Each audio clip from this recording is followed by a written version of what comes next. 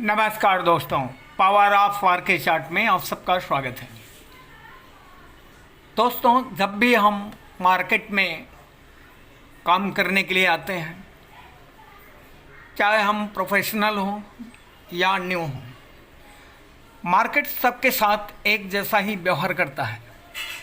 फ़र्क यह है कि जब आप एक न्यू बीज हैं तो आपको बहुत सारी चीज़ें आपके लिए नई होती हैं। आपकी साइकोलॉजी शेयर मार्केट के साइकोलॉजी से मैच नहीं करता।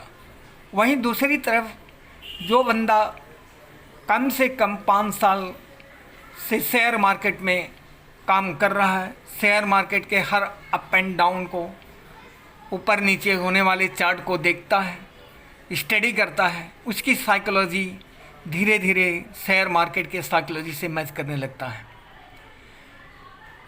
धीरे धीरे वो व्यक्ति शेयर मार्केट के उतार चढ़ाव से परिचित होने की वजह से बहुत कुछ चीज़ें समझ में आने लगती हैं।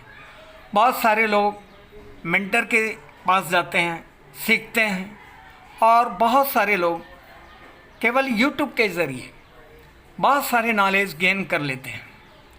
दोस्तों, आपको ये भी पता होगा कि बहुत सारे लोग जो नए नए मार्केट में आते हैं, उसमें से कुछ ऐसे व्यक्ति इतने जीनियस होते हैं कि वो शुरू से ही मार्केट के साइकोलॉजी से उनकी साइकोलॉजी मैच करने लगती है। बहुत कम समय में वो मार्केट के धड़कन को समझने लगते हैं और वो कम समय में लगभग 1 साल या 6 महीने के अंदर में ही प्रॉफिटेबल बन जाते हैं।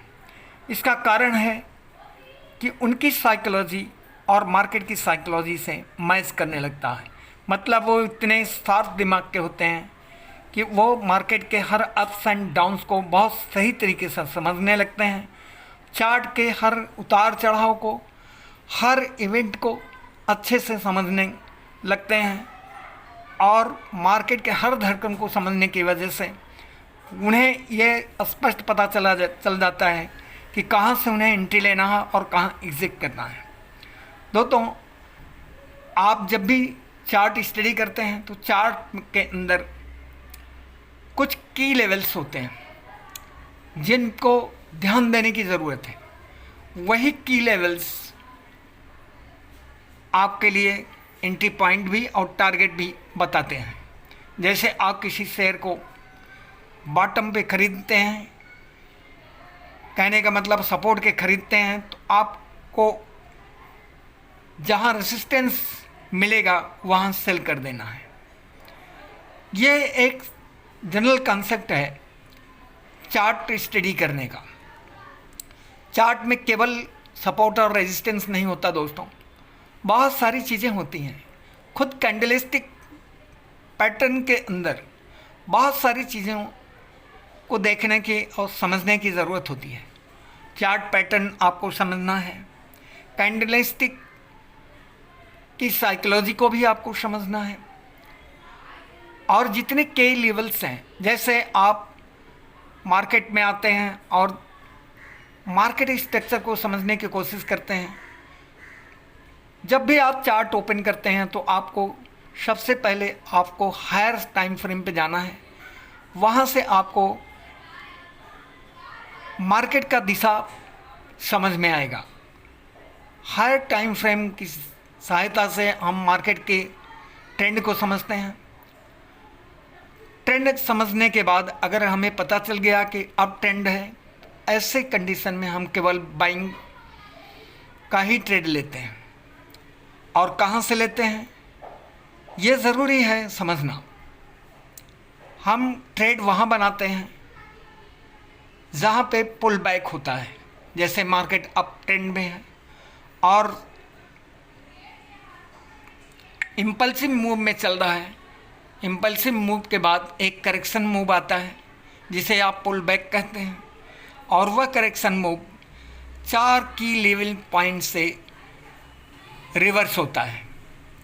वह है जहाँ इम्बैलेंस कंडीशन बना हुआ है, या जहाँ पे सपोर्ट है, या जहाँ पे ट्रेंड लाइन है, या ऑर्डर फ्लो जहाँ से है, या फिबोनाची रिट्रेसमेंट जो 50% या 61.8% से मार्केट रिवर्स कर सकता है।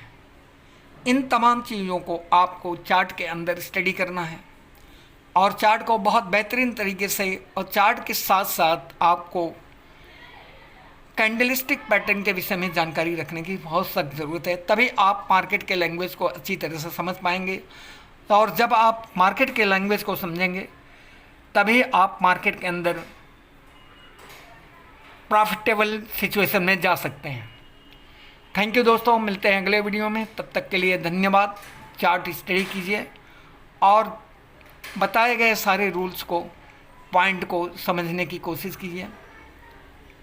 यही एक रास्ता है जहां से आप शेयर मार्केट में पैसे बना सकते हैं। Thank you.